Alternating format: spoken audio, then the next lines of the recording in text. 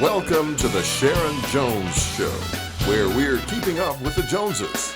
And now here's your host, Sharon Jones. Hi, welcome to the Sharon Jones Show. I am so excited today because we get a chance to discuss about M-O-N-E-Y. Yes, money. And we're going to have Mr. Winston Brown, which is a financial coach, and also Pastor Howell, which is our very own on-set support. So come on, stay there. We'll be right back.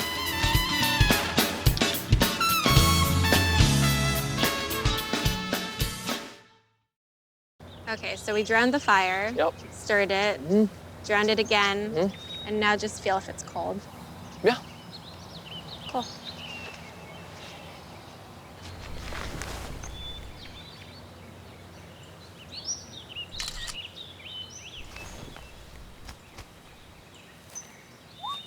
Smokey just gave me a bear hug. I know. I already posted it.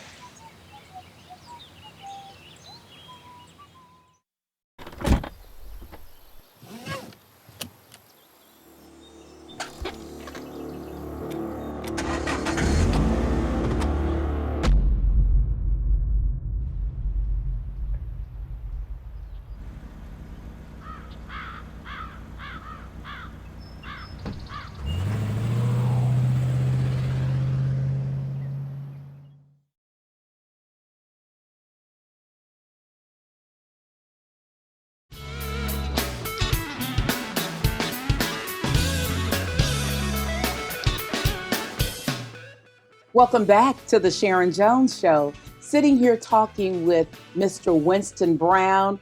He is an expert on financial information and teaching and preaching how to do your financial situation. How are you, Mr. Brown? I'm doing pretty good this morning there, Sharon. Good to hear. It's good to be here. Yes, I got some good questions about money. Did you bring me any, first of all? Oh, I have some in the car. Okay. Good. Now, tell me about your reason why you're involved in what you're doing. I'm involved in what I'm doing because I love to help people.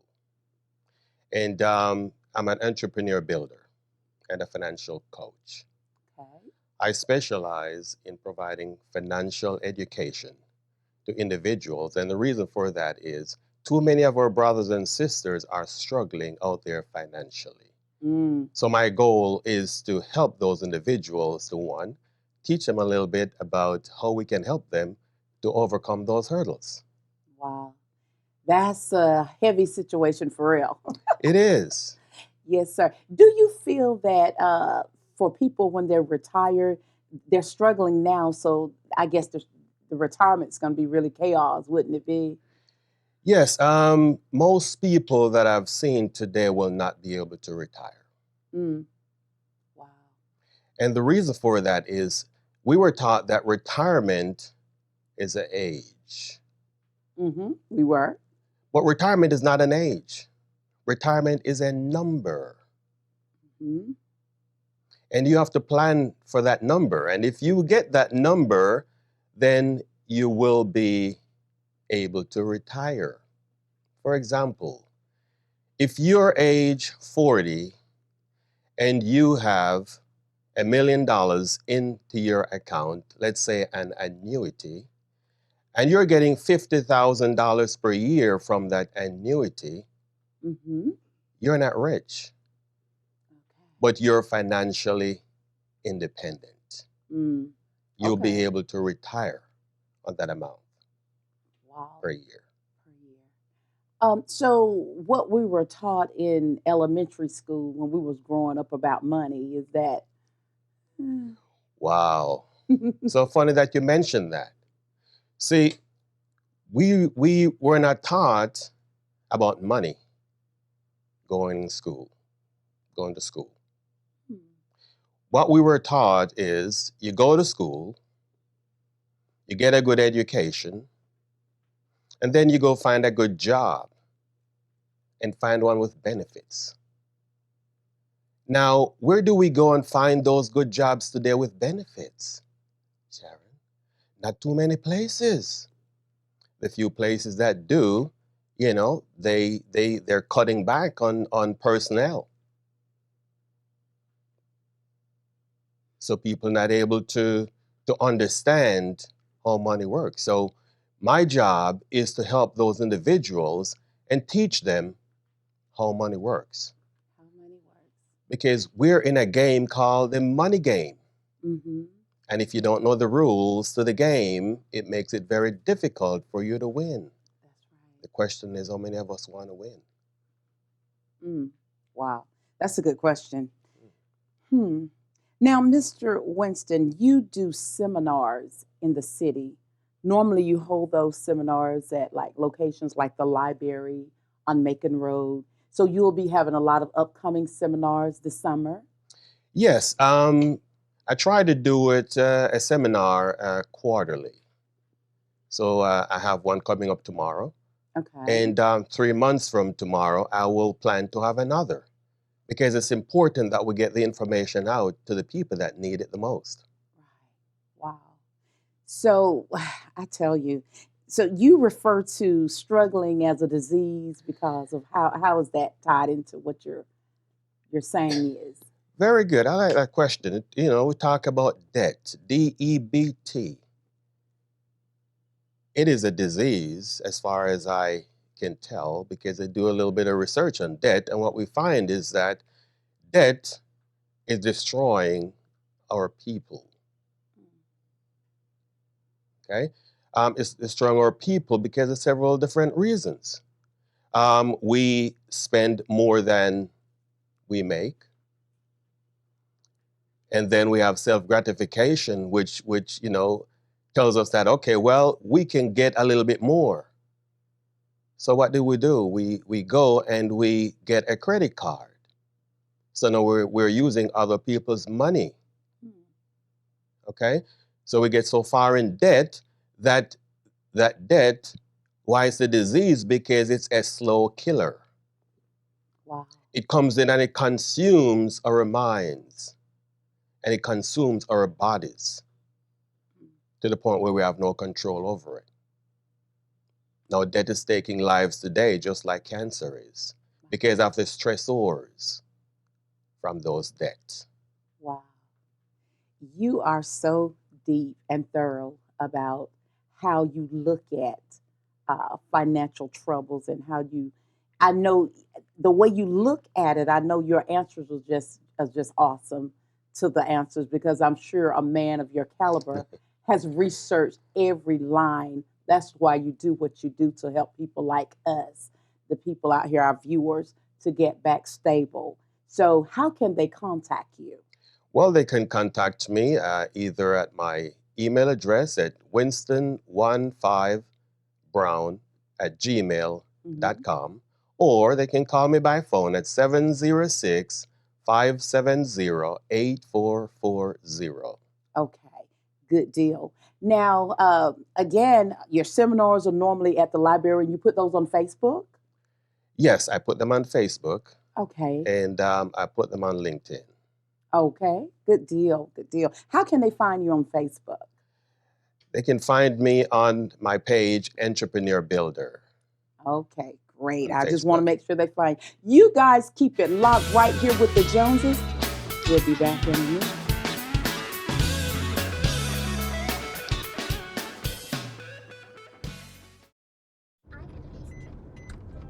Are your children in the right car seat for their age and size?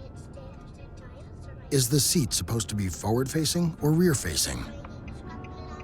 Did they move to a booster seat too soon? It may be too late to check when you're on the road. Fortunately, you're on the couch. Car crashes are a leading killer of children 1 to 13. Don't think you know. Know you know. Okay, so we drowned the fire. Yep. Stirred it. Drowned it again. And now just feel if it's cold. Yeah. Cool.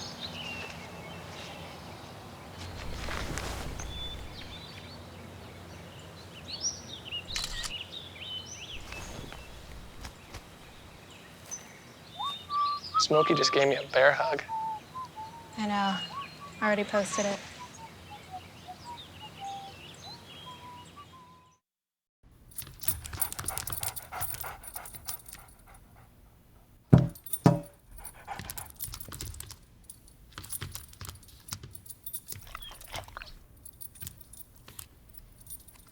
There's a shelter pet who wants to meet you. Meet one today. Visit theshelterpetproject.org. Adopt.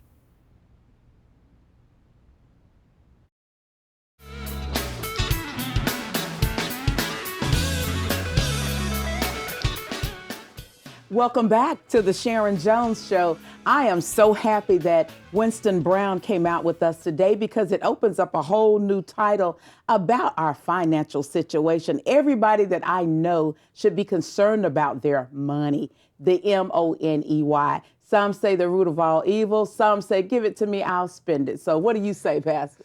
Well, first of all, thanks for having me back. I like talking about money. And the reason why I like to talk about money because it's what most people don't talk about. And, you know, I learned something growing up, and especially recently I'm becoming more aware of, and it takes money to make money. You know, that's something that the previous guest, he said it correctly. We're not taught everything properly. That's right. And so it takes money to make money. And if we don't have the understanding that money is empowerment, we'll stay away from it. You know, I believe so many people want power, but they don't understand the responsibility of money. Right. And so if I start noticing, I would really make sure people say it really takes money to make money. For people who disagree, let me ask them this way. You can never get an ear of corn unless you plant a corn seed. Ooh. So if you want to make money, it takes money to be invested to make money. The key is to make wise investments. Wow. But it takes money to make money. Yeah. And, you know, it's very interesting. One thing in the church, I think we went through a culture of building. And if I would be honest as a pastor, all of our finances haven't always been right in the church. Yes. And so people have steered away from sometimes giving, and they've been afraid to give. And I don't blame them because you would invest, when Wall Street tumbled, people pulled their money out. They did. And so when churches don't have good integrity in their financial accounting, most people stop giving. Yeah. The only problem is it takes money to make money. And so I'm reminded, even biblically, for those that don't believe it, the Bible has more scriptures on resources and money than most other subjects. Wow. Case in point, I remember in the New Testament, Jesus, it was tax time. And the disciples were trying to figure out, where are we going to get this money from? There was a need. Wow. And Jesus didn't fret. And so one of the things we have to understand, if you manage your money right, you shouldn't ever fear. We go through highs and lows in different seasons, but we got to be steady. And so Jesus did the unnormal thing. Jesus just called up a fish and told the fish to cough up some money. And it wasn't that he could keep the money. He said this money has a mission, has a purpose. And so he said, take this and go pay now what you owe. And so I really believe that for those people who sow, because the Bible always says he gives seeds to sow. That's what it says. And yes. so I'm trying to make sure I educate people. Yes. That money is just a seed. It doesn't really meet any need. It's just a seed. Because money really doesn't buy health care. It doesn't buy healing. Doesn't buy joy, but it buys things that contribute to that. So it's just a seed. Yes. And if anybody disagrees, I tried being broke. I didn't like it. It wasn't fun. You know, so we have to be very balanced in the church that we're not afraid of money, because there's no fun when you're waking up every day avoiding phone calls from the bill collectors. You know, that's not really fun. And if we would be honest, it adds stress to our bodies. Oh, God, And so we become sickly and we live a depleted life. So I agree with Mr. Boyce. He said debt being almost a disease. Yeah. Well, being in debt can kill you. Yes. The stress from it, the lack of joy. Yes. More families and marriages are ruined because of bad money. Oh, my God, you know, yes. And so money really is a I've disease. been there. Right. And I just remember the Bible says one thing that I hope everyone ever remembers. It said, money answereth all things. And so it's not that money is evil. It's that the love of money. The love of money is the root of all evil. Root of all evil. So I don't want people to be afraid of money. You might need some. As a matter of fact, I'm trying to go on a vacation. And I can't just go there and say, just let me in the hotel. You know, I just want to go on the beach. I want to go to a restaurant and eat. I'm going to pull out some money Yes, you do. if I want to enjoy some things in life. That is so true. I also concur with the way Mr. Winston Brown came out and presented, because I've never looked at, I've never heard that phrase that the disease, it's the disease. I love the way he put that, because that opened my mind up, because I know what disease is and I know what disease can do. Yes. Yeah, and the interesting thing, if I don't say anything else, poverty is not your bank account, it's your mindset, which means it's internal. Yes. Which makes it a disease. That's why they need that training class. Absolutely, because you Yes. can give someone $1 million, but if they have nothing new on the inside, they'll do the same spending habit, the same, and they'll be in the same predicament very shortly. Why? It's on the inside. And so we really have to begin to educate people on the empowerment of money. Yes. So God doesn't mind you being rich. He just wants you to understand your money has a mission, it has a purpose. Right. I really believe that wholeheartedly. Yes. Oh my God. And people tell you when you get your check to pray over your check, pray over your money, and just let God know how appreciative you are of what He's blessed you to have and receive. Because it's not like people are out there just saying, here, here, here, here. It's harder to find nowadays. So you ought to be thankful and praise God for it. It is, because I remember the Bible says it's God who gives us power to get wealth.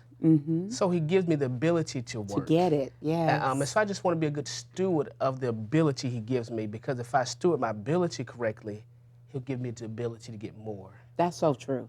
That is so true. I really think we ought to understand money has a mission, so God has no problem with you being rich or wealthy. We're just not supposed to fall in love with the money, but the giver of the money. That's right. Oh my God, I like the way you put that. I tell you viewers, it's a great day because we're talking about that money. Y'all keep it locked right here with the Joneses. We'll be right back.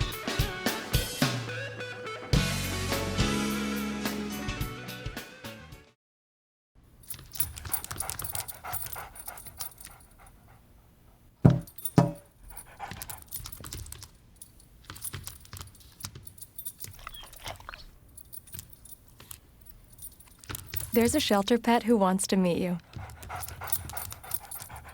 Meet one today. Visit theshelterpetproject.org. Adopt. Taking care of a family member can lead to plenty of questions. Fortunately, there's a place to get the answers, for them and for you. Find articles, tips, and tools from experts and others who have been in your place. The Caregiving Resource Center at aarp.org/caregiving.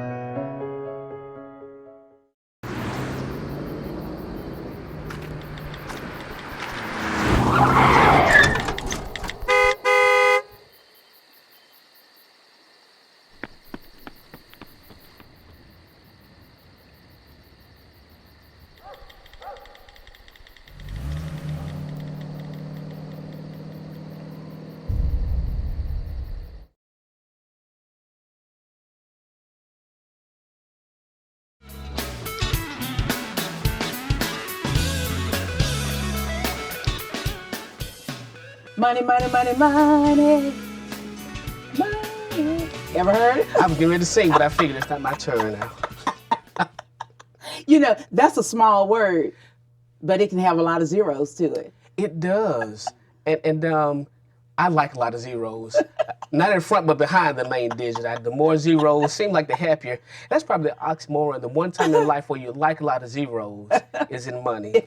So I'm going to take all the zeros I can get behind at least a digit. I'll take it. Well, we'll take it. Oh, my God. Do you feel that people tied to these TV ministries, like they be always broadcasting, do you feel that's really a high target more than the church, of people going into the church? Well, and that's a dilemma. And I have to be honest and candid.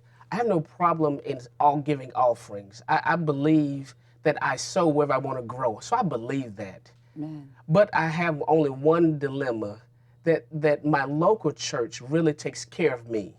So let me be very candid. When you're sick or you have a death in the family, that televangelist on TV is not coming to your house. They're not going to bury you. They're going to eulogize. They're not going to walk you through grief and counseling. They're not going to be there for you. No. And so I'm very leery of people sending tithes to a TV church because that TV church just can't do what the local church can do for you. Yes. And so I have no problem with offerings. But in the context of tithe is to build up your local storehouse. Yes. And so when people travel, when I travel and do even join church, I'm careful to tell people, keep your tithe in your local storehouse, because that's the real place where you make a withdrawal.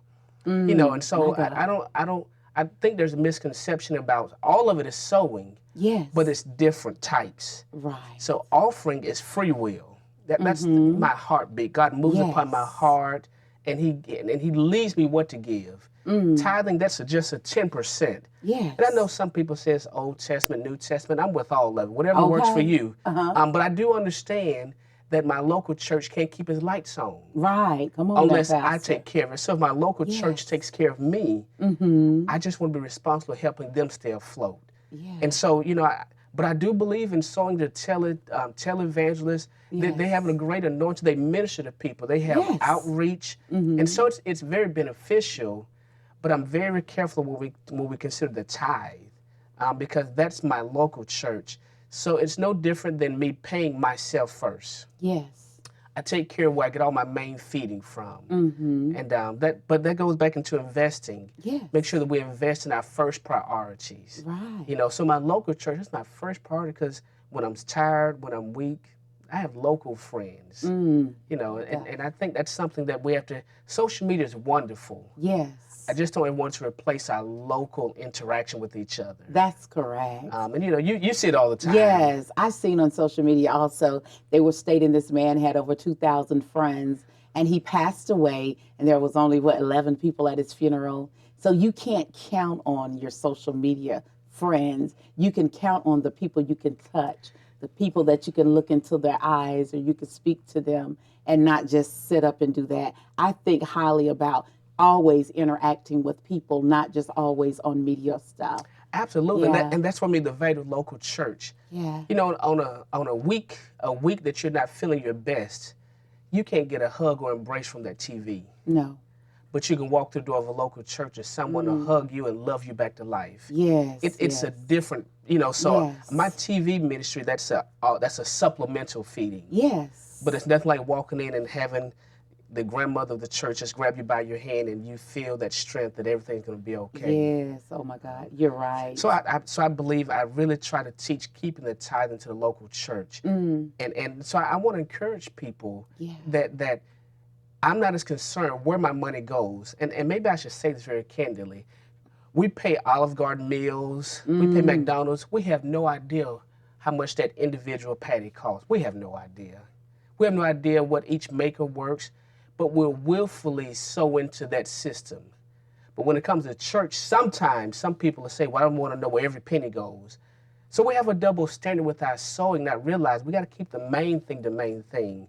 And so I'm giving my tithe as unto the Lord. And if they mismanage my money, I'm going to let God deal with them. Okay, now. That's my belief. I believe that as well. I do. But people will come up with all kind of reasons why they don't do or can't do or I'm not going to, because they'll just come up with stuff. And I think a lot of times that's what it is. People are making excuses for not being accountable for being a great steward and a great member of the establishment and what they're doing. Because when they give the Lord their hand and God their heart, they vow to be a member of that church and they go under covenant with, as a partner with the church, as a member. You know, I think one thing that budgeting always does, it tells you where your heart is. When you look at your budget, what you spend every month, you can tell what you value the most. Wow. Whether it's eating, because your money tells you where your time has been spent. And so what I do, I look at my money and I want to know how much have I invested into every area, including my ministry, because where my heart is, that's where my real treasure is. And so you can look at your budget and say, maybe I value clothing too much. Maybe I value food too much. So that's important. So money really is it's not evil, but it's a telltale sign of my heart. So if I have no problem with money, I have no problem giving it to the church, to the sick, to the needy, because I understand He still gives me ability to get more money. And I think we have to be just cautious and guard our hearts, because most of our mega millionaires, they're very liberal sowers. Yeah. And so it says something that people who have money don't mind sowing. Right. Because they understand it takes money To make money. But I heard some of the leaders said when they didn't have hardly anything, they still sold off of the little they had. And that's how God blessed them with much more. Sometimes it's not in the little, it's only, they say don't despise the small beginnings. When your beginning is so small financially, that doesn't mean that you're not supposed to sow. Yeah. Well, and you know, let me say this, and I know my time is almost up, but when you have a child, you don't start them off with your Rolls Royce. No, you graduate them. I got you. You guys keep it locked with the Joneses. Next week we'll be all up in your house, so we'll see you then. Thank you for watching today's show. If you would like additional information about today's show, call or email us.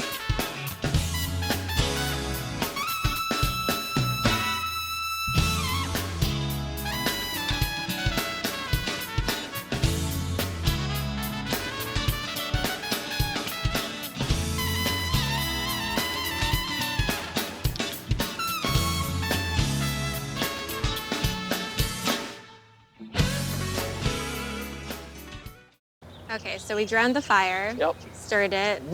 Drowned it again. And now just feel if it's cold. Yeah. Cool.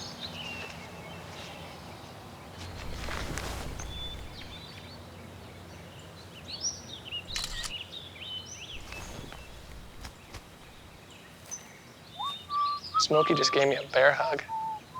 I know. Already posted it.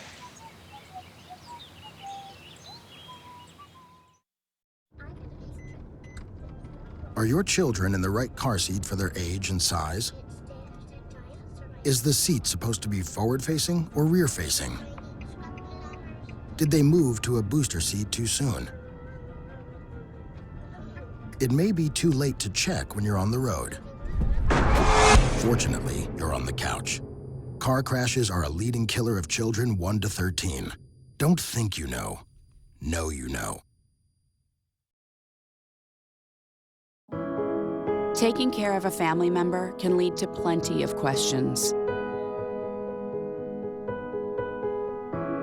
Fortunately, there's a place to get the answers, for them and for you. Find articles, tips, and tools from experts and others who have been in your place. The Caregiving Resource Center at aarp.org/caregiving.